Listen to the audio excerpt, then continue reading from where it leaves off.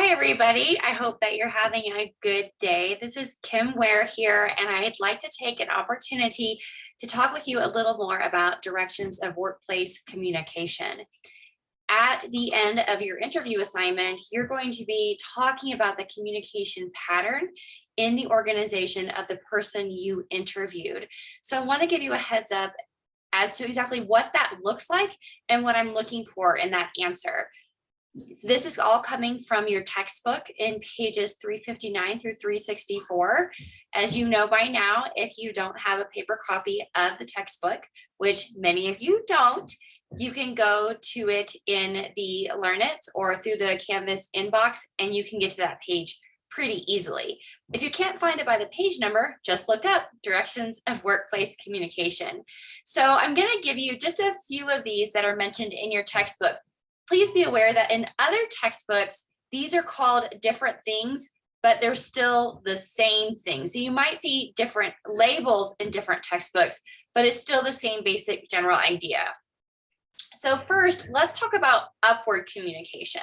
This is the kind of communication that occurs between the subordinates, and it flows upward to the superiors continually. So you will notice a general pattern of it flowing up to superiors. It's always coming from the bottom. And this is actually a really hard form of communication to achieve. It is by far not the norm. And there are several reasons for that. One of those can be that managers don't communicate with their superiors, or I'm sorry, with their subordinates in a way that creates an open environment for communication. So they have to offer opportunities and incentives to share, because we're always sort of afraid that we're going to rub our manager or our boss the wrong way or say the wrong thing and it be a detriment to our livelihood. So managers can achieve more upward communication by providing moments like a Dropbox for suggestions or doing focus groups to hear what people have to say. And incidentally, that also relates back to the importance of Schutz's theory that we talked about in the first assignment, giving people an opportunity, including those who are superiors, to feel like they're included in the company, to feel like they have a sense of control or power, and then a general feeling of warmth in the environment in which they are serving and working. So one way that you can do that if you are not the manager is to be other oriented towards your boss. Try to figure out what your boss's goals are for the company and line yourself up with those. Figure out what makes them feel good and walk into the office with a smile every day. How can you be other oriented toward your boss? Now, incidentally, in this form of communication, the workplace satisfaction is directly linked back and forth between quality communication with the boss and employees. So everyone feels happy and member satisfaction where they work because of the quality of communication that is happening between the boss and the employees. Again, in the daily grind, it's kind of hard to achieve, but it can be worth it and bring awesome results. Let's look at the most typical form of communication, and that's downward communication. So if upward communication goes this way, flowing from subordinates to superiors, downward communication is going to be the opposite. It's going to be the superiors down to the subordinates. So the subordinates often don't usually even talk with the boss. It's coming in a ripple effect. So the superiors get their shift leaders together and they tell them the information. And then maybe the shift leaders get their core people together and they tell them the information. And then those core people go down to those in the lower ranks and share what the communication is. This communication, as you well know, happens in a variety of ways. It can happen in face-to-face communication, like a meeting. It can also happen with written communication. When you're looking at those who are answering your interview questions, you might find that short-term things or small changes are going to be given in face-to-face communication because it's easier to remember. And then it gets followed up with an email or something. Hey, just reminding you that we're now going to be making sure everyone clocks in with this particular application. Okay, and now if it's a longer term goal that they're trying to execute, it's going to be written. So it's going to be in a company-wide email, or even from Brian, you may have seen updates as to policies or the way classes are going to be run. And that's in a written form so that you can easily go back and find it and not have to remember what someone said. So how do you achieve really great downward communication?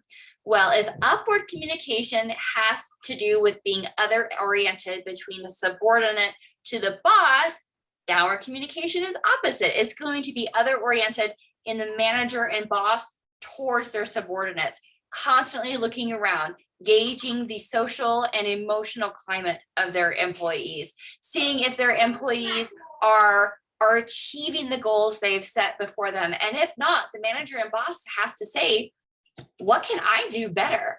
How can I listen better? How can I offer empathy towards my subordinates to move them in the direction that I want them to go? Now let's look at horizontal communication. We've covered upward and downward. Now let's go across the board. So horizontal communication is just what it sounds like. It's communication among coworkers and colleagues at the same level of the organization. So it's flowing like this. You can be in same or different departments, but you're all on the same level. So just think about some of the places that you've worked and what would that look like? Maybe if you've worked at Walmart, the same level would be those who are working in a non-managerial shift leader position. So you're the ones who are doing the night shift and making sure that all the items are zoned properly, or you're a cashier, you're talking with other cashiers in different departments. So that's how the horizontal communication works. This is also where grapevine communication increases. Have you ever heard something through the grapevine? I have. So this is like this trickle around effect. It could be true, it could be false. And that's where it's good to continue to do those things we talked about earlier in the course, like perception checking, asking good questions, and really listening. Stop, pausing, paraphrasing, summarizing to make sure you're understanding things correctly. Now, what is cool about horizontal communication is that when this is allowed to flourish and encouraged by bosses and managers, teamwork increases and the independent feeling of the teams also increases. So that's what we're talking about with shoots, right? They have a feeling of control, like they are really making a difference and they're not being micromanaged by someone. And finally, let's take a look at outward communication. So we've looked at companies and their communication pattern within their organization, but outward communication is a little bit different. It is more related to service-oriented industries, and this is where the communication is flowing outward to the customers or the clients of the organization. And this outward communication is really focused on building relationships with the customers and the clients. So how can we serve you better? Here's our motto. Here's what we do. What are you looking for? How can we serve you better?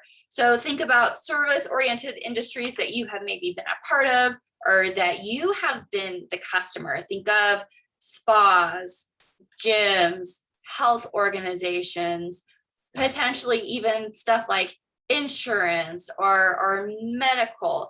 So just because we talked about these different patterns doesn't mean they can't both or all be present at some level in an organization, but generally you're probably going to have one that's more dominant than another. And that's what I want you to really focus in on the first bullet point of your analysis for this interview assignment that you're doing. So again, check those pages in your textbook. There's a whole lot more written in your textbook than what I have actually shared. So go look at that and get a really good clue. What am I seeing in what's happening here? And how can I label this? And how could I potentially offer advice for them to improve? Now, finally, let me just make a note. In this class, we didn't talk very much about PowerPoint presentations, but I want to draw your eye to the way that I created this one. And if you go back and you look at the other two PowerPoint presentations I've given, that will give you a good clue too. PowerPoint presentations are not intended to be a read-all for your audience. If you have all of your information for your audience to read, then they're just reading and they're not listening to you. So if you ever have to develop a PowerPoint presentation, I'm going to go back a slide. Make sure you have short, concise sentences. Don't hesitate at all to use arrows or symbols to condense what your audience is seeing. We want the PowerPoint presentation, see my arrows here? We want that to enhance what you're saying. We want your audience to pay attention to you. So that's all I have to offer this morning or today or this evening, whenever you're watching this. Please feel free to ask me any questions that you might have. I am happy to help you out and share. I want to see you finish strong. Thanks so much. Bye-bye.